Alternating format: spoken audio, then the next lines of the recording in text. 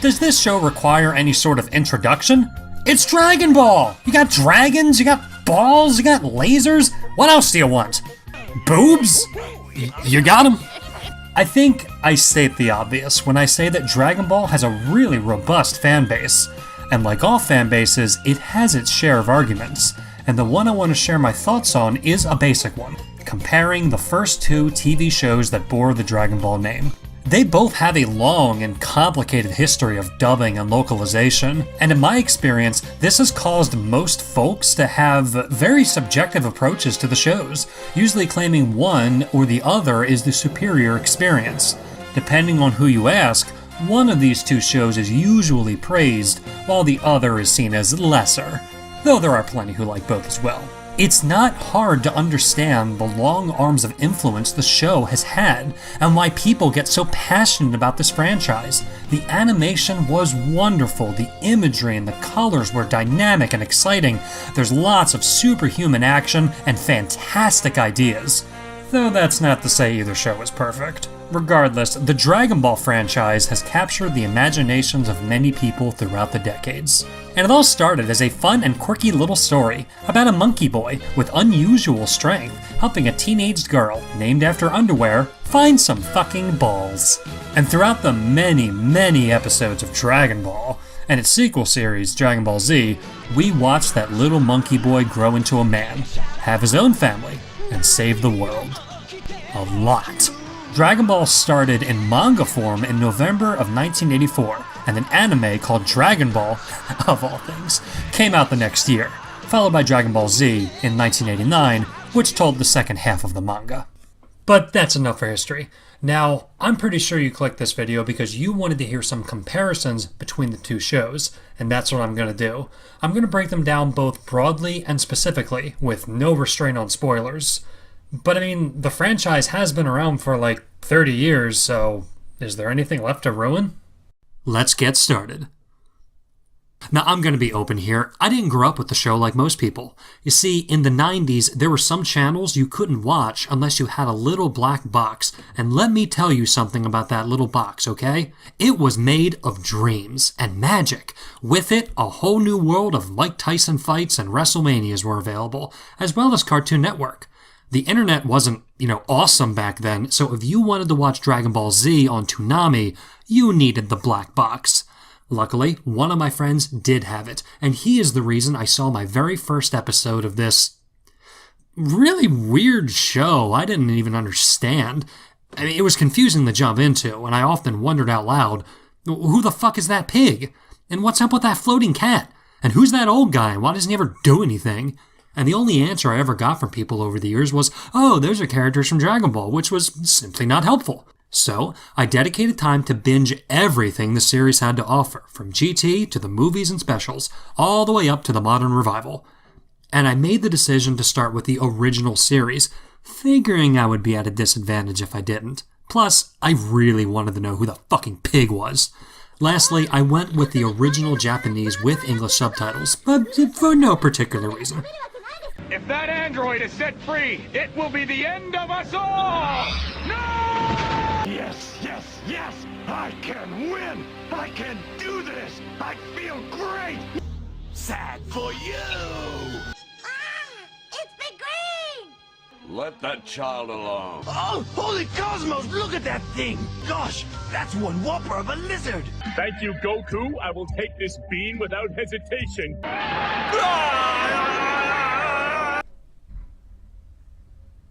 Did they even care? So, let's start breaking it down. I mean, we're a few minutes in and I haven't really started comparing them. Fuck me, right? Let's do this. Like, for real this time. Dragon Ball is the story of the adventures of Son Goku, and the earliest days of the show focused heavily on the people he met and the trouble he gets into as he travels the world, occasionally stopping to help people along the way. By the end of that show, Goku has filled his roster with colorful friends and allies, and as the world becomes threatened by demons, Goku must save the world. In Z, they take this concept of Goku saving the world and run with it, slowly taking the emphasis off the world itself and instead on protecting it from the villains that eventually get really out of hand. This is the basic formula for both shows, so the differences can't always be seen in the macro, but in the micro, in the nuances, and in the spaces in between. Let's compare two different storylines, one from each show. Around the middle of Dragon Ball, we learned that a new world tournament is starting in 3 years' time. Roshi claims that Goku has learned all that he can from him, and the only way to get stronger is to train alone. Cue a few filler episodes with Goku traveling the land, getting into trouble, meeting new people. Like this asshole. There's no apparent threat, there's no big reason, there's no dire warnings, the show just is. Goku returns from his journey to compete in the tournament, but this asshole is there. Tenshinhan, or Tien Shinhan, was an evil man who actually bested Goku during their first fight, and when Goku and Tenshinhan finally face off after enormous build-up, many themes are present, such as revenge, proving oneself, honoring one's masters, and fulfilling one's destiny. Goku loses the fight, but gains a friend, and the meat of the arc actually concerns itself not just with Goku's preparation for the fight, but also Tenshinhan's growth as a person, which is something that Roshi takes an active involvement in. Generally, this level of character focus is the hallmark of the original show.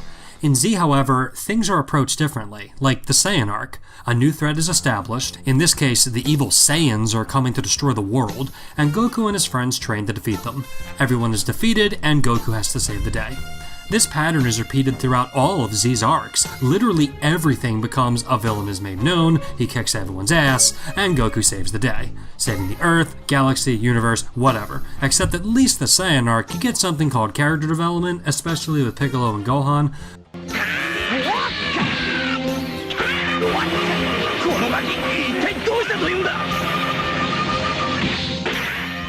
But slowly, Z removes its character focus and puts it instead on spectacle and scale.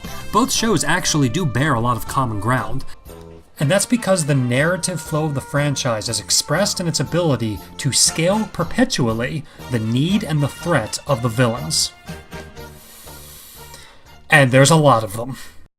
In the first story in Dragon Ball, Pilaf wants to use the balls to become Emperor of Earth. Then, the Red Ribbon Army shows up with the same goal, kinda, but with the military might to back it up. Sometime later, King Piccolo has the ability to rule the Earth just by himself, and just wants to wish for the youth to do it. Piccolo Jr. starts down the same path. Jumping to Z, you have Vegeta, Frieza, Cell, and Majin Buu, all nearly making up 300 episodes of fighting and training, all with the increasing mindset of scale and threat, with all the emphasis on who the villain is and how our heroes will stop them. Dragon Ball actually flows pretty naturally into Z, because all this villain of the month nonsense does start with King Piccolo. In short, the true hallmark of the franchise is the continuing rise of challenges, and how our heroes will find a way to become stronger and win. That is present in both shows. But in Dragon Ball, most of the story's focus was placed either on the latest search for the balls, or focusing on Goku's training for the next tournament, with all the wild adventures in between. But Z's story arcs are far more obsessed with their villains. The battles and the levels of strength feel like it's the only thing that's important, shoving character development far away, unlike the original show. And truly, how the shows handle character writing is quite unique. Okay, now let's get into the character writing. And I'm going to warn you now, I do prefer the first series here. See, Z has so many fights, so much filler, and so much taunting that character writing is all too often stretched thin. But that's not to say the combat is necessarily devoid of development. But series regulars like Krillin, Tenshinhan, Roshi, and even Bulma, who make up some of the best characters in Dragon Ball, slowly become satellite extras and barely advance to make room for all the new cool guys. Understandably, Z is billed as both a continuation and sequel. But it's still common for the show to shove the supporting cast into a band of helpless jackasses waiting for Goku to rescue them, with the Namek and Android sagas being the worst offenders. You want a summary of Namek? Krillin and Gohan and Vegeta fly back and forth across the planet 500 times, but when the characters start getting their asses beat, here comes Goku! Whereas in Dragon Ball, while it is true that the final blow is dealt by Goku, and he is still clearly the strongest character, Many other characters got a lot of time to shine in the process. And in fairness, it's common in both shows for a character to be introduced and then abandoned. Like Yajirobe, he got introduced and then he immediately didn't matter. Or Chaozu or Puar showing off their powers and then being completely forgotten. Okay, show of hands. Who knew that Puar could transform? There was a whole arc where it mattered, and then it didn't. Or Future Trunks, who shows up only during the Android Saga, is totally awesome and then bolts. And what about Videl? She was shaping up to be super interesting, but was brushed aside to make room for Goten and Trunks. Though this practice is done in both shows, I do feel that Z's characters feel far more disposable because of the gaps in power. They become so significant that the non-Saiyan cast just feels useless. Remember this asshole from earlier? See, after Roshi helps turn him away from his goal of becoming an assassin, we do see the beginning of a redemption arc. He even willingly faces death at the hands of King Piccolo to save the world. And it all comes full circle when he tries to spare his former mentor, Tao Pai Pai, out of mercy, showing that he's grown. He was a solid character, and I really enjoyed watching him mature as a person. But then you get to Z, and this is the quality of writing that you get.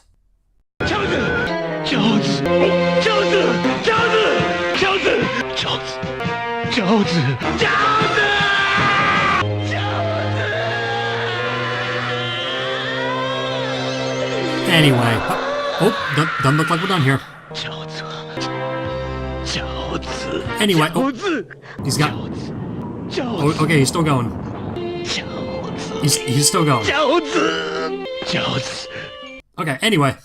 The human characters are largely swept under the rug after the Saiyan arc, and that is a real fucking shame. But, moving on, let's talk about Goku and Gohan for a moment.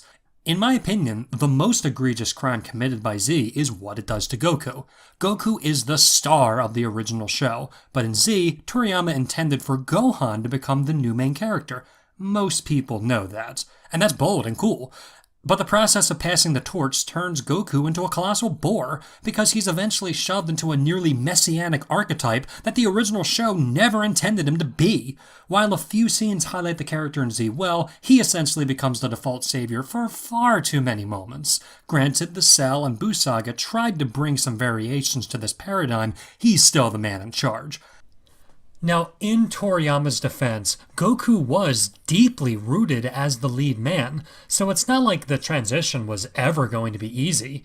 However, Goku's personality undergoes an enormous stripping down of character traits, losing the things that made him interesting in the first place. That's how we got GT. Even Toriyama himself once said that Z focused far too much on his heroics, and that the original iteration of the character seen in Dragon Ball was written with some, quote, poisonous traits, thus making him, at one time, a far better character. Instead, the best character writing is served to Gohan. Almost. Gohan is almost my favorite character from Z. His transition to the spotlight has a lot of ups and downs. At the beginning, Gohan was a weakling, a crybaby, and a coward. And through the magic of fucking character development, we see him slowly gain more confidence, and we learn a lot about who he is. And then you get to the androids, Gohan disappears, trains with Goku, comes back, decides he doesn't like fighting after all, gets inspired by some fucking birds, kills Cell anyway, goes to high school, fights crime, and then... it's demoted to extra so Goku can save the day. Yeah! Dad!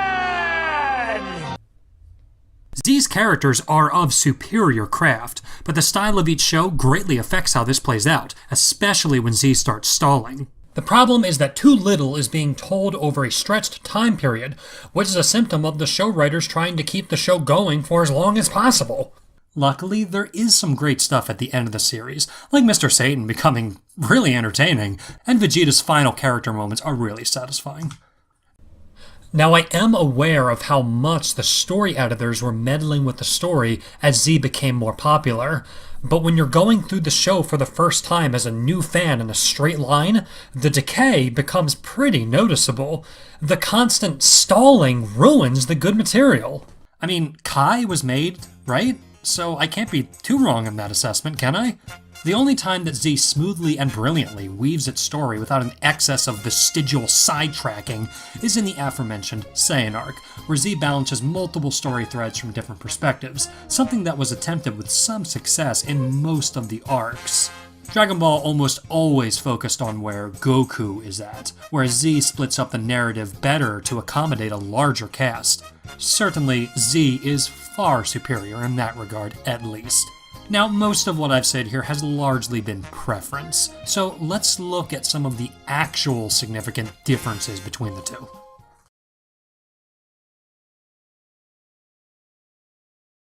So far, I've covered the way the two shows approach story and character, and most of what I've said has been fairly nuanced. But in a broader and more tactile sense, the two shows have very different themes and significant differences in tone. In the first show, our heroes run across ninjas, gay generals, army men, ghosts, monsters, this vampire guy, and generally encounter strange magical fantasy creatures, and near the end, lots of demons. In Z, the flavor is very different, primarily tackling aliens, showing off the gods, and also mutants and androids and other science fiction material, like space travel and time travel, then a Marshmallow Man. This explains why the two shows, though featuring the same basic characters and setups, ends up feeling so different. In fact, when King Piccolo was introduced, he was named Piccolo Diamao, as in Demon King. For all we knew, Piccolo was a demon and Goku was just an especially strong human. Oh, how things were clarified. At their very cores, I believe Dragon Ball is about friendship and personal values, and Dragon Ball Z is about family and heritage. That's why Goku's list of friends balloons after every arc, and Z starts off with and maintains the Saiyans as central beings. In Dragon Ball, most of Goku's problems are solved by beating his rival of the month, sometimes showing them compassion, and turning enemies into friends. There isn't much concern for fathers or mothers, only Goku's growth as a person. Z continues this in a limited way as Goku's character development is slowed down, yet the focus of everything in between is completely different. Gohan becomes a huge priority for the cast, and Gohan's love for his father is never taken off stage, and that definitely counts for something. Z takes the emphasis off of traveling and puts the emphasis on ensuring that the future is safe. And despite my complaints about Tenshinhan, for the most part, Z features many natural evolutions for its characters. Even selfish and spoiled characters like Bulma eventually learn to put aside their own desires and focus on others. Krillin does similar, showing less and less concern about being in Goku's shadow and more embracing his place and trying his best. Z's legitimacy as a sequel anime is really impressive. It doesn't stop adding to the world that it created. Now, as a final note, I want to address the scale of power in the show. Now, I have alluded to this several times, but that's because it's impossible to bring up this franchise without getting into ki blast and techniques. How strong a character is center stage all the time. It can get a little grating sometimes. I mean, perhaps this is a trait of the shonen genre, and it's not really worth arguing about. I mean, I don't watch Star Wars and get upset when they go into fucking space, so why get upset about Dragon Ball and fighting? I think it bothers me because there's way more that goes into writing a good character than just their capacity for destruction. I mean, what if I looked at Blade Runner and said, well, what's up with this film? All that happens is this, douchebag wants to live longer and has feelings. What's the big deal? Well, I bring the movie up because it also features villains that outclass the heroes physically, and the heroes must overcome, but the amount that's going on in between is potent and rich. And that's kind of the point that I'm making when I'm comparing these two shows. Dragon Ball spends much more time humanizing its cast, making them fun and quirky and relatable in between the drama. Meanwhile, Z is constantly trying to make itself as cool and epic as often as possible. The characters can't even breathe unless they're transitioning into a new arc. But in fairness, neither show ever tries to be anything other than something that's just fun and, a feel-good experience. These are just big, crazy, larger-than-life characters, and it's never really anything else.